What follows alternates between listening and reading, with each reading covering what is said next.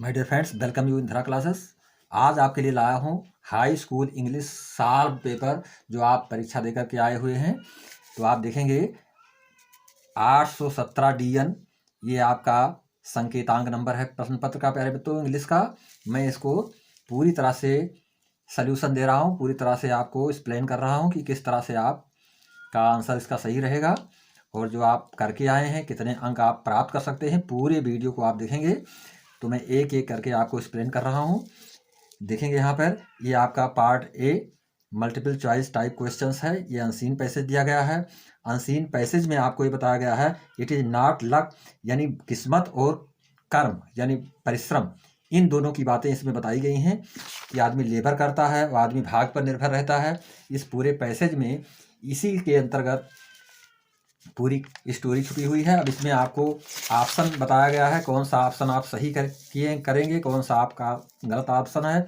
तो इसमें हम देखेंगे ये आपका ABCD में से ऑप्शन नंबर आपका B सही है प्यारे मित्रों कि luck bets and complain without working while labour achieve success although it complains, यानी लक बेट्स एंड कंप्लेन्स, जो किस्मत होती है वो इंतजार करती है और शिकायत करती है विदाउट वर्किंग, बिना कार्य किए हुए, व्हाइल जबकि लेबर अचीव जो परिश्रम होता है, जो श्रमिक होता है, वो उपलब्धि को अपनी सफलता को प्राप्त कर मानता है, ऑल्दो इट कंप्लेन्स, वो उसको शिकायत के रूप में जानता है। तो यहाँ पे बी ऑप्शन आपका सही है। इसके पश्चात देखेंगे question number 2, which one of the statement is true about the passage. इस पैसेज में कौन सा स्टेटमेंट आपका ट्रू है तो ये बताना है। तो इसमें आप देखेंगे ऑप्शन नंबर आपका डी, यानी success is exactly proportions to hard works, proportionate to hard work, ये आपका डी ऑप्शन आपका सही है। तीसरे में देखेंगे which word in the passage is opposite of failure. तो फेलर का मतलब होता है असफलता से तात्पर्य, तो इसका अपोजिट होगा सक्सेस। ये आप बी ऑप्शन आपका सही होगा। इसके पश्चात देखेंगे क्वेश्चन नंबर 4 से 8 तक का, choose the correct option to answer the following. Correct answer आपको इसमें फिलअप करना है, करेक्ट वर्ड को प्रयोग करना है। एज सून एज, जैसे ही, as I reach the school, में विद्यालय पहुंचा, द बेल, तो इसमें ऑप्शन नंबर आपका ए सही है, रिंग्स, घंटी बजती है। तो ये आपको ए ऑप्शन आपका इसमें सही है। इसके पश्चात हम देखेंगे he had to repent what he had done. तो इसमें आपको भरना है जो आपका ऑप्शन है option number eight what he had done, ये इसमें एट भरा जाएगा। इसके पश्चात आप देखेंगे जो आपका ऑप्शन है option number 6, the Ganga is a Holi river, identify the adjective, आपको एडजेक्टिव बताना है, विशेषण बताना है। तो इसमें जो होली लिखा हुआ है, होली, यानी कि ये आपका ऑप्शन नंबर सी सही है प्यारे मित्रों, सी पर आपको लगाना चाहिए। इसके पश्चात हम देखेंगे क्वेश्चन नंबर 7। क्वेश्चन नंबर 7 में देखेंगे इसको फ्रेम करेक्ट करना है आपको। Rearrange the following words clusters to make a meaningful sentence, जो पूरी तरह से सेंटेंस को अर्थ को प्रदान करे। तो इसमें यहाँ देखेंगे he lot a money of borrowed me from, तो इसमें आपका ऑप्शन नंबर बी सही है, he borrowed a lot of money from me, ये आपका ऑप्शन सही है। तो इसमें बी ऑप्शन आपका सही है। इसके पश्चात देखेंगे 8 नंबर में विच of the following words is misspelled, तो इसमें आप देखेंगे ये आपका सी ऑप्शन सही, रिसीव से ये बनेगा। इसके पश्चात देखेंगे क्वेश्चन नंबर 9 से 10 तक का, read the passage given below, choose the correct option to answer the question that follow. तो इसमें आप देखेंगे who according to Mandela is not free, इसमें आप देखेंगे आपका सी ऑप्शन सही है, जिसमें कि ए और बी दोनों ऑप्शन आपका सही है, यानी अपार्सर्स और अपार्स्ड। तो इसमें सी ऑप्शन आपको सही है, आपको सही लगाना है इसमें। A man who takes away another man's freedom, एक आदमी जो दूसरे आदमी की स्वतंत्रता के विषय में को जो है छीनने की कोशिश करता है, तो उसको यहाँ पर देखेंगे white criminal a prisoner of hatred rude, तो ये प्रिजनर ऑफ हेट्रेड, तो ये सी ऑप्शन आपका सही है। इसके पश्चात देखेंगे क्वेश्चन नंबर 11 से लेकर के 13 तक, choose the correct option to answer the following question according to Mandela what is the greatest wealth of nation, यानी कि राष्ट्र की सबसे बड़ी समृद्धि क्या है, तो इसके विषय में आपको बताना है। तो माइनरल, जेम्स, डायमंड्स, पीपुल, तो मंडेला ने बताया था कि सबसे बड़े जो है हमारा जो संपत्ति है, जो समृद्धि है, वो क्या है, पीपुल है। तो यहाँ पर डी ऑप्शन आपको सही है, आपको लगाना है। इसके बाद देखेंगे question number 12, what did लैंचो think of the post office employees, यानी पोस्ट ऑफिस कर्मचारियों के विषय में लैंचो ने क्या सोचा, तो इसमें आपको 4 ऑप्शन दिया गया है। तो इसमें देखेंगे बंच ऑफ क्रूक्स, ये आपका option number, rude, proud, unhelpful, तो इसमें आपका ए बंच ऑफ क्रूक्स लिखा जाएगा। प्यारे मित्रों, ए ऑप्शन आपका सही है। ए बंच ऑफ क्रूक्स में लुटेरों का समूह, पोस्ट ऑफिस एम्प्लॉयज क्या थे, लुटेरों के समूह के रूप में लैंचो ने कहा था उनको, तो ये बंच ऑफ क्रूक होगा इसमें।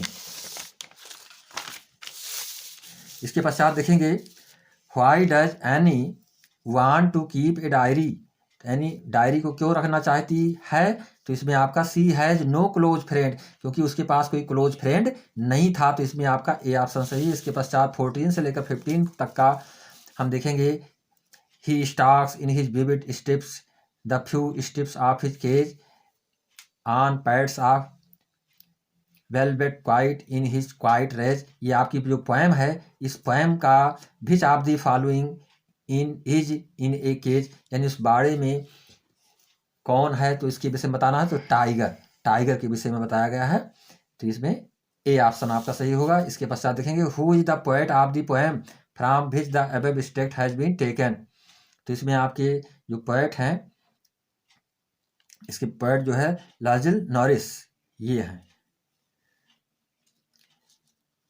ये लाजिल नॉरिस।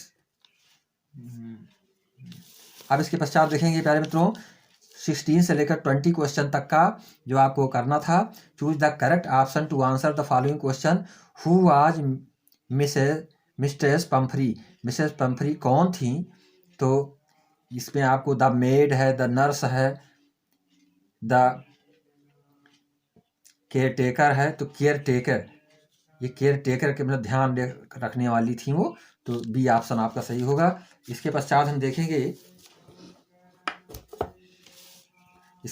देखेंगे हु आज thief in the story, the thieves story, यानी थीफ्स स्टोरी में थीफ कौन था, तो इसमें हरी सिंह, हरी सिंह, ए ऑप्शन आपका सही होगा। इसके पश्चात हम देखेंगे रिचार्ड्स ब्राइट वाज, ए और एन लिखा हुआ है, तो इसमें आपको एक्टर थे, सिंगर थे, इंजीनियर थे, साइंटिस्ट थे, तो रिचार्ड ब्राइट जो थे वो क्या थे, एक्टर्स थे, तो इसमें जो है एन एक्टर्स। इसके पश्चात हम देखेंगे, ये आपका देखेंगे क्वेश्चन नंबर 19, क्वेश्चन नंबर 19 में Matilda always remind unhappy, happy, dilated, contented, तो इसमें अनहैप्पी। इसके पश्चात देखेंगे हु आज रामलाल्स एल्डेस्ट डॉटर, रामलाल की बड़ी पुत्री कौन थी, तो इसमें हम देखेंगे राधा, ये आपका ऑप्शन नंबर सी करेक्ट होगा प्यारे मित्रों। इसके पश्चात आप देखेंगे ये read the following passage and answer the question that follow, ये पैसेज पढ़ना है आपको। A man was kept in the jail without any fault, एक आदमी को जेल में रखा गया बिना किसी त्रुटि के। When the king visited the jail, जब राजा ने जेल में आकर देखा, ही टोल्ड हिम, उसने बताया, दैट ही वाज इनोसेंट, कि वो निर्दोष था। ये पूरा पैसेज आपका the king found out that it was true, राजा ने पाया कि यह सत्य था, वह सत्य था, वह सही था। The king gave him a sum of money, राजा ने उसे कुछ पैसे दिए। एंड सेट हिम फ्री, और उसे स्वतंत्र कर दिया। He went straight to the market, वो सीधे बाजार को गया। Where some birds were kept in is for sale, जहाँ पर कुछ पक्षी रखे गए थे बेचने के लिए। ही परचेज ऑल द बर्ड्स, उसने सभी पक्षियों को खरीद लिया। फ्रॉम द शॉपकीपर्स, दुकानदार से। एंड सेट देम फ्री, और उन्हें क्या कर दिया, स्वतंत्र कर दिया। At this the shopkeeper was surprise, इस पर जो दुकानदार था वो आश्चर्यचकित हो गया था। Then the man said to him, तभी उस आदमी ने उससे कहा, if you had been in prison like me, यदि आप मेरी तरह से जेल में रहे होते फॉर नो फॉल्ट, बिना किसी त्रुटि के, बिना किसी अपराध के, you would have done the same, तो आप भी वही करते जो मैंने किया है। तो ये आपका पैसेज है। इस पैसेज में ABCD ऑप्शन दिया गया है प्यारे मित्रों। तो इस ऑप्शन को आपको पूरी तरह से क्वेश्चन का उत्तर आपको इसी में मिलेगा, सारा का आंसर आपको इसी में मिल जाएगा। What did the king do, राजा ने क्या किया, when he found out that the man was innocent. तो इसको इस तरह से लिखना था, द किंग, अब यहाँ पे डू की जगह पर द किंग डिड कर देंगे, when he found out that the man was innocent, राजा ने पाया कि वो आदमी क्या था, the king did when he found out that the man was innocent. तो इसको इस तरह से हम लिखेंगे कि यहाँ से the king found out that it was true, the king gave, हाँ यहाँ से लिखेंगे इसको, a man was kept in the jail, when the king visited the jail, यहाँ से आप स्टार्ट कर दीजिए, when the king he told him that he was innocent, the king found out that it was true. What did the king do, राजा ने क्या किया, what did the king do, राजा ने क्या किया, when he found out that the man was innocent, कि वो आदमी जब इनोसेंट था। तो इसके लिए आपको ये लिखना होगा, यहाँ से देखेंगे प्यारे मित्रों, ये जो है द किंग, यहाँ से लिखना होगा इस आंसर को, यहाँ से आप लिखेंगे पूरा आंसर क्वेश्चन जब आप समझेंगे।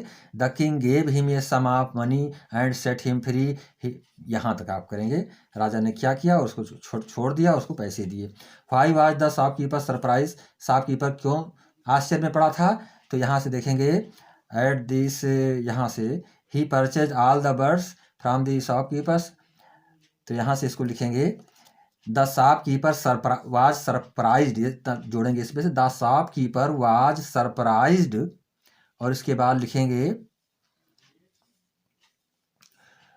The when the shopkeeper was surprised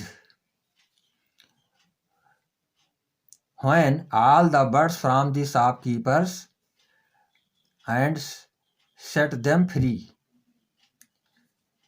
जब सारे पक्षियों को छोड़ दिया गया था। तो यहाँ से आप इस क्वेश्चन को, ये लाइन को आप इसके आंसर के रूप में लिखेंगे, व्हाट डिड द मैन से टू द शॉपकीपर, आदमी ने शॉपकीपर से क्या कहा, इफ़ यू हैड, ये आपका पूरा आंसर हो जाएगा, ये लाइन यहाँ तक आप इसको लिख सकते हैं। Which word in the passage is opposite of sold, तो सोल्ड का अपोजिट यहाँ पे आप देखेंगे, सोल्ड का अपोजिट, सोल्ड मीन्स होता है बेच देना, और उसका अपोजिट आपको देखना है, तो इसमें नहीं, परचेज मीन्स खरीद, यहाँ पे जो है सेल,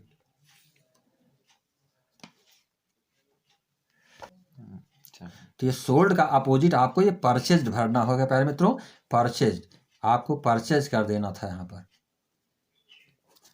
परचेज हो जाएगा। इसके बाद देखेंगे write a letter to your father requesting him to send you free 3000 rupees for purchasing the books, यानी पुस्तक खरीदने के लिए आपको अपने पिता के पास एक पत्र लिखना है जिसमें कि आपको 3000 रुपये की मांग करनी है, ये आपको लिखना था। या आप दूसरा वाला करते तो write an application to the principal of your school, आप अपने विद्यालय के प्रधानाचार्य को एक पत्र लिखिए, एप्लीकेशन प्रार्थना पत्र लिखिए, कंप्लेनिंग दैट, उसमें आप शिकायत कीजिए कि the water tank in the school are not being clean regularly, जो वाटर टैंक है, जल रखने का जो पात्र है, वो नियमित रूप से साफ नहीं किया जाता है। तो इसके विषय में, तो ए जिसमें आप दो चीज़ें थी, चाहे आप ऊपर वाला करें चाहे नीचे वाला करेंगे। इसके पश्चात आप देखेंगे ये question number 3, right A report on election seen in about 1800 words, यानी कि आपको एक इलेक्शन सीन यानी चुनाव दृश्य के बारे में आपको लिखना था ऐसे। तो इसमें हिंट दिया गया है, time and place, scene around the polling station की scene inside the polling booth, polling booth के अंदर की सीन क्या थी, पोलिंग मेथड्स, जो उसका तरीका था क्या था, अरेंजमेंट बाय द एडमिनिस्ट्रेटर, जो प्रशासनिक लोग थे उनके द्वारा कैसे रख रखाव कैसे किया जाता था, इस प्रबंधन।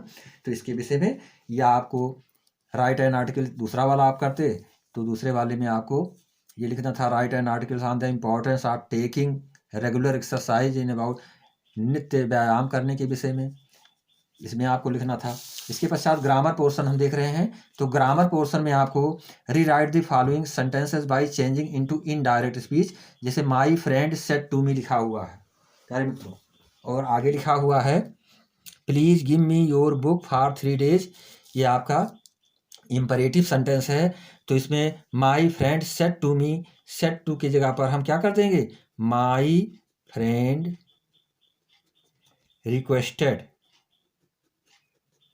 रिक्वेस्टेड मी, और प्लीज हट जाएगा, इसको टू से जोड़ देंगे और टू यहाँ पर हो जाएगा गिव, और मी को हम चेंज करेंगे फ्रेंड के अनुसार तो हो जाएगा यहाँ पे हिम, टू गिव हिम, और योर का परिवर्तन हम मी के अनुसार करेंगे तो माई हो जाएगा। तो गिव हिम माई बुक